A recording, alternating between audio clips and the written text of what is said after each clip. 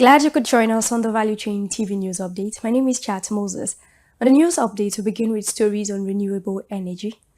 There is a need for stakeholders in the energy sector to contribute their quota to the development of the sector to make Nigeria meet the set objectives.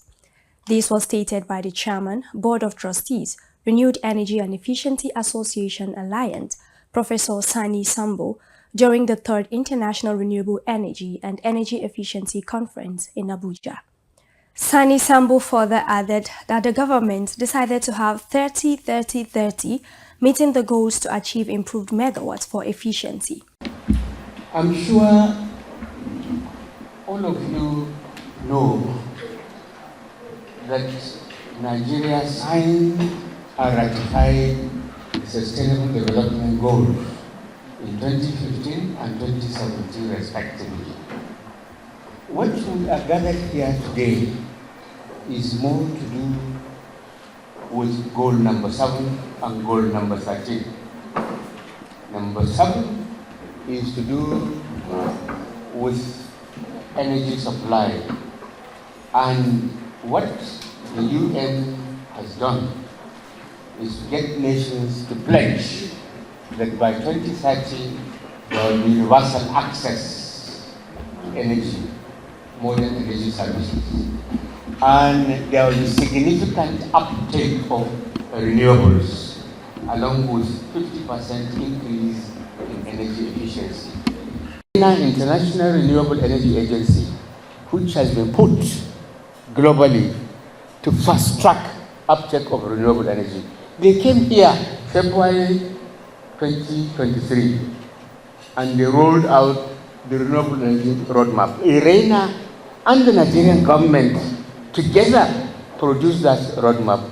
They say we can generate up 178,000 megawatts renewable electricity, not the 30 by year 2030. And it is doable with strong political will. Political will that we are seeing is beginning to unfold.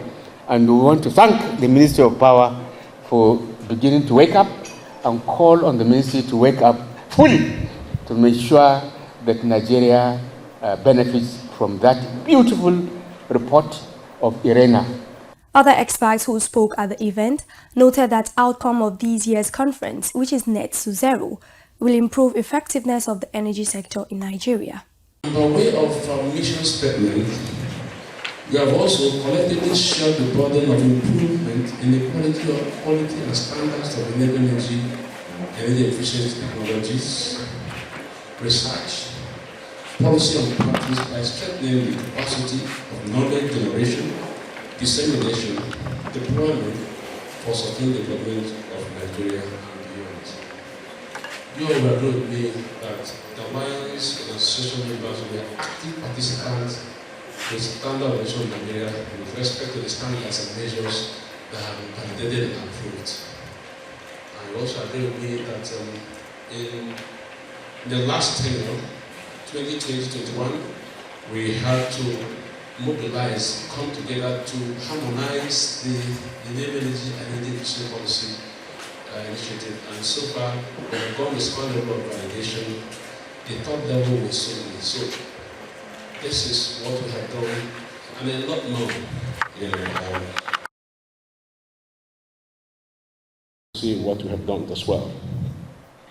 In the last 5 years, we have provided and continue to provide regulatory support and services to virtually all our clients and partners, both in the public and private sectors, network and information exchange, infrastructure, welfare, and corporate sustainability responsibilities, youth and gender empowerment, and research support services, data bank. All these are the core values we have used to execute our mission, vision, and mission statements. Meanwhile, Minister of Power Adebayo Adelabu, who was represented by Owolabi Sunday during the conference, added that achieving net zero is a collective responsibility of both government and private stakeholders to participate in energy efficiency.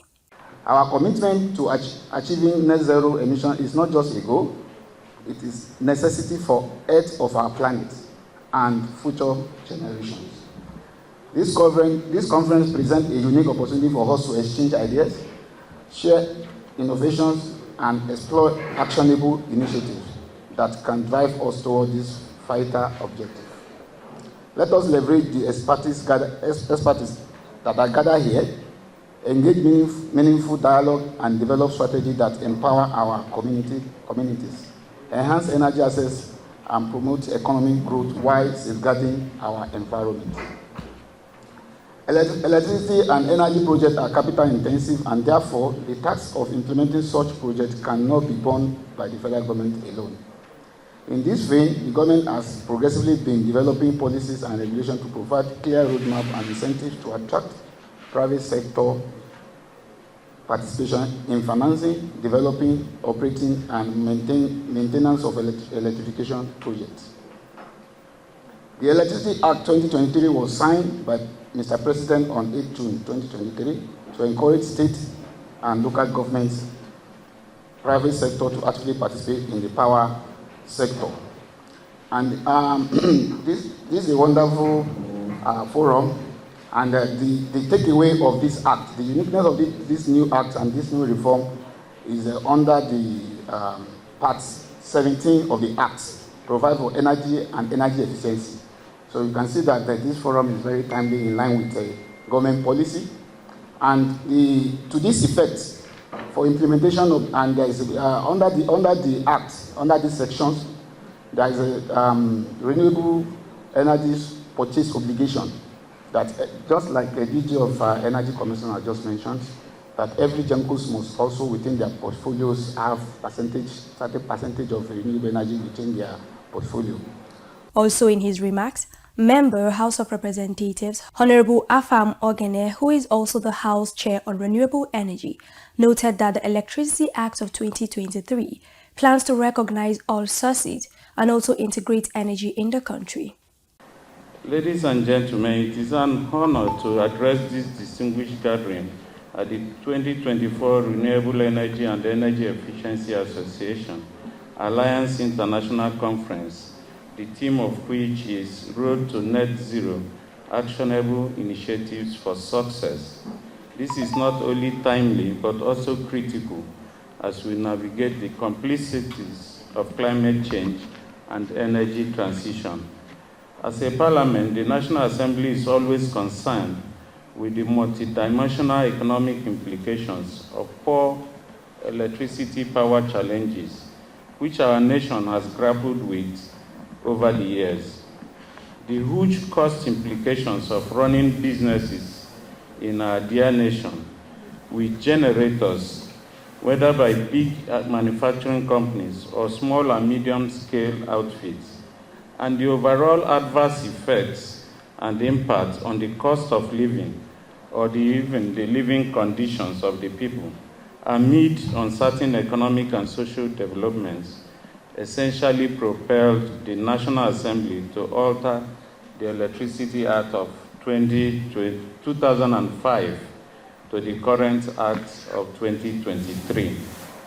One important objective of the Electricity Act 2023 is to provide a holistic, integrated plan that recognizes all sources for the generation, transmission, and distribution of electricity, including the integration of renewable energy into our country's energy mix.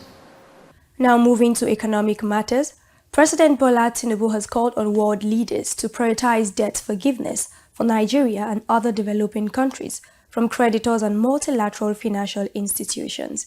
Adalbi Ogwejofor completes the report. President Tinubu, who is the chairman of the Authority of Heads of States and Government of the Economic Community of West African States, represented by Vice President Kashim Shettima at the high-level annual global event, made the call while addressing world leaders during the global debate on the ongoing 79th session of the United Nations Global Assembly at the UN headquarters in New York, United States. The president said countries of the global south would not make meaningful economic progress without special concessions and a review of their current debt burden. The president also asked the United Nations to commit to multilateralism by deepening relations among member states in line with the principles of inclusivity, equality, and cooperation. For Value Chain TV, Adalbio Gwejo for reporting. The Federal Capital Territory Administration, FCTA, has revealed plans to create a dedicated nutrition department to enhance its nutrition intervention programs. SA Ufoma shares more details.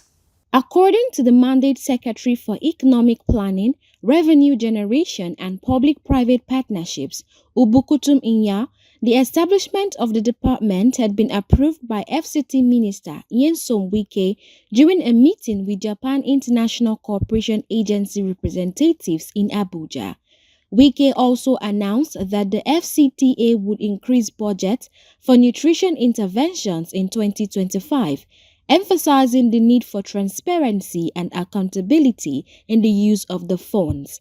The new department will be the focal point for implementing nutrition programs and will also include a nutrition unit across FCTA secretariats and agencies. This development aims to improve the coordination and effectiveness of nutrition-related interventions in the FCT. For Value Chain TV, SA Ufoma reporting. And now on the power sector, international bilateral customers from Niger, Benin and Togo have paid $50.36 million to the Nigerian Electricity Supply Industry, NESI, for electricity distribution in 2023. This was disclosed in the 2023 annual report by the Nigerian Electricity Regulatory Commission. The report stated that the three countries were invoiced a total of $53.55 million for the same year.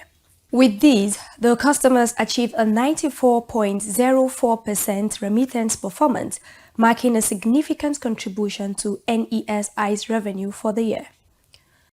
And now on the health sector, President of the United States of America, Joe Biden, has pledged $500 million to African countries for the prevention and response to Mpox. He also donated 1 million doses of the Mpox vaccine to donations. The announcement was made during his farewell address at the 79th session of the United Nations General Assembly meeting in New York. Along with financial aid, Biden also pledged to donate 1 million doses of Mpox vaccine.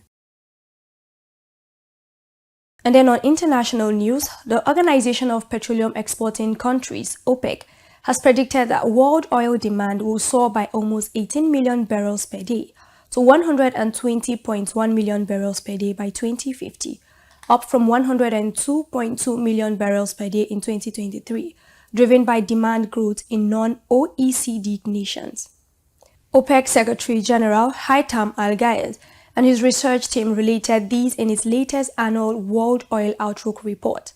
The outlook highlights that the oil-producing nations group still expects significant long-term growth in total oil demand from customers, even after many countries and companies have pledged to reach net zero emissions by 2050 in response to the climate change challenge. And finally, on sports, ahead of the 2025 AFCON CAF qualifying double-header against Nigeria, the Libya Football Federation has appointed its former assistant coach, Nasser Al-Hadiri, to take over the affairs of the national team. President of the Libya Football Federation, Abdul Hakim Al-Shalmani, said that the LFF had already concluded its agreement on everything with national coach. Al-Hadiri is to take over the training of the Libyan national team as a new coach. He has great experience at the technical level and has previously held the position of assistant coach in the Libyan national team in 2014. Al-Hadiri's first task will be to reignite their campaign in the qualifiers against Nigeria when they face the Super Eagles on Uyo on Friday, October 11th, before the return leg in the city of Bina, Libya on Tuesday, October 15th. And this ends the Value Chain TV News Update. I am Chat Moses. Thanks for watching.